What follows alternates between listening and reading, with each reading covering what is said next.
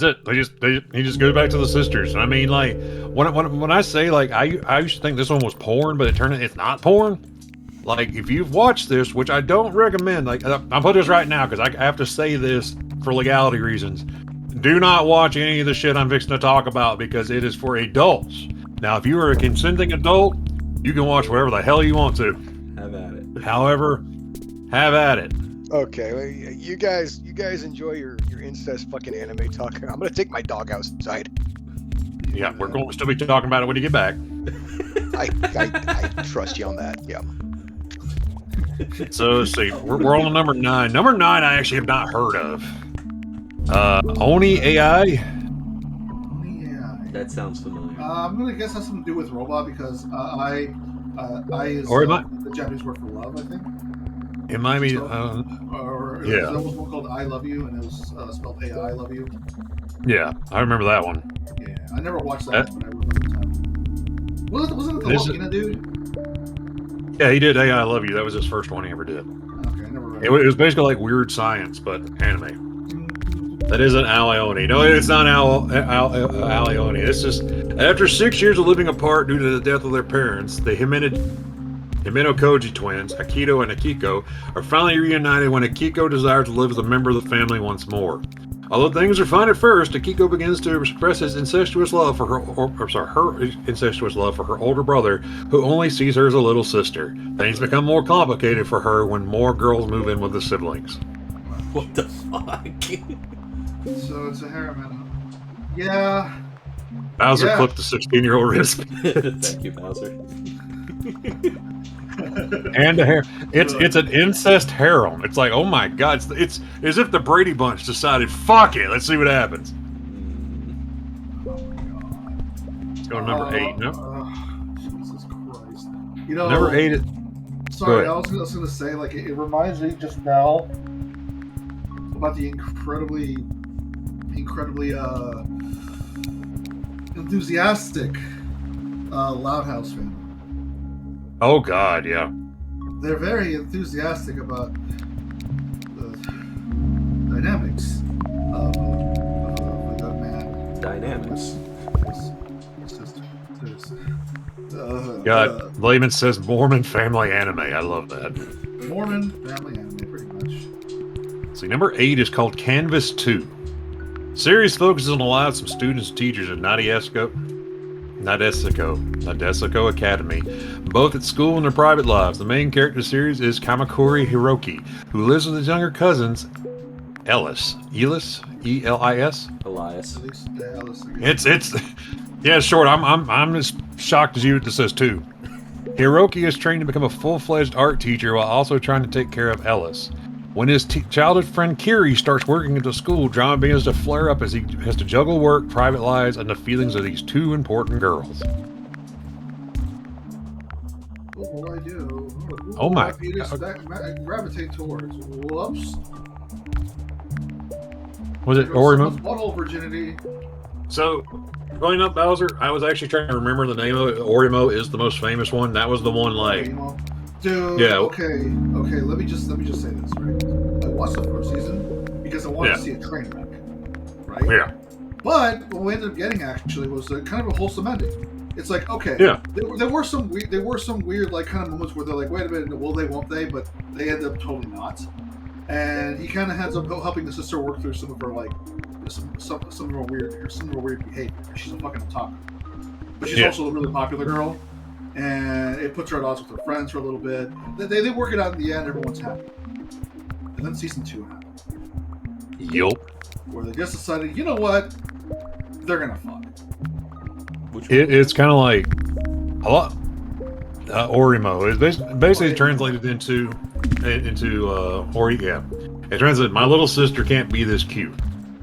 And like Taffy said, the first one's basically the older brother helping the sister work through some shit, work through some emotional stuff. And along the way, he meets like some other girls. Like I think he was gravitating toward the black cat girl. Kind of, yeah. Because there was her and her other friends, basically, yeah. Yeah, because there was like the friend who was kind of tsundere to him, if I remember right. Then there was the black cat girl. Then there was like the older otaku girl. I can't remember them all. It's been years since I've seen anything of Orimo. Oh, dude. But absolutely, yeah. So here's the thing. Let me just the thing that really gets me, right? Okay, second season. So it's not even that he really goes all the way with it. This dude turns down 2 girls who have promising model careers, and one who's probably going to become an idol and is a great singer. Another one who is an older rich woman who is into otaku shit. Another one who what was it? His childhood best friend who basically would be like the perfect housewife. He gives all of that up just so he can make out with his sister once. Priorities, man. Yeah. What? It's like there was a time where animes like season 2s could be like just a crapshoot. Because like one I think about is Usagi Drop. If you've ever read Usagi Drop, the first half of Usagi Drop is like one of the most wholesome series you could ever read, watch, whatever. It's great. And the anime was smart enough that they just did one season, which covered the first half, and then that was it. Because it's all about family dynamics, being there for someone, and the changes that go through when you have like a kid. And it does it really well, really tastefully. But then the second half comes up, where the little girl this guy has been raising the entire time just tells him like, "Hey, I want to have your baby. I want us to be a couple." And like all the relationship and character building they did in the first bit, because there's he meets like a widow woman who has a son. The son and daughter become like best friends. He starts talking to her, and like by the end of the first half, it's very heavily implied that like Daikichi, the protagonist, is going to like get together with this woman, and then he just never does. And that's it. She marries some fat dude. That's the whole thing. The fat ugly bastard. Fat ugly bastard starts again. Another win for the fat ugly bastards. Okay, the next one, I'm not going to read the whole goddamn thing because the title alone is a mouthful. Boku wa Imoto ni Kois wo Suru. Which, it's got like a full-on, like a page of shit to read with it, but there is a bit here saying that the sister tries to have sex with her brother. That's all we need to know. Let's move on. That's it. Number 6 is, that's all it takes. Number 6 is Aki Sora. The story revolves around Aki and Sora Ali, a pair of brother and sister who have shared intimate bonds since childhood. Growing up, both have realized the true depth of affection they feel for each other, consummating their love in secret. They are living with Sora's younger sister, Nami. I was gonna say, wait a minute. That name sounds familiar. Is it a VTuber or a Japanese adult video I saw, actress I saw one time, or multiple times? It's a good possibility. Let's see. Okay, I have to read this one. Super Lovers. Haru Kaido goes to visit Canada and spend his summer vacation in the woodland house of his strict, strong-willed mother, Haruko, who purposely fools her son into believing that she's on the verge of death, only to burden him with the responsibility of taking care of her newly adopted puppy. That puppy, in actuality, is a small, rash, antisocial little boy named Rin, who doesn't trust anyone and would prefer hanging out with Haruko's dogs. Oh my god. So... yeah, no, this one's stranger danger, because it's like, it's a kid and a grown man, and this is on an incest list. Like, I don't like where that one's going at all. And hey, look, there we go. Sure, it looks like Citrus is number 4. Citrus. Yeah, because Bowser, like, if you bang your other sister in your sister's house, like, it's not as awkward. Okay. Let's see. So Citrus, Yuzu Ihara, is a socialite who loves meeting new people.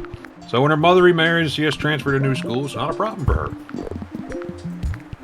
This is an opportunity to make new friends and have fun. She also wants to fall in love with her new school and finally gets to experience her first kiss. But things do not go to plan. But plans do not pan out the way she thought. Her school is a place for overachievers and is quite strict on discipline. The beautiful student council president is Mei Ihara. The fashionable Yuzu grabs her attention, and the president caresses her body to confiscate her cell phone. Upon returning home, Yuzu finds out that Mei is her stepsister. Mei is cold towards her and makes Yuzu tease her.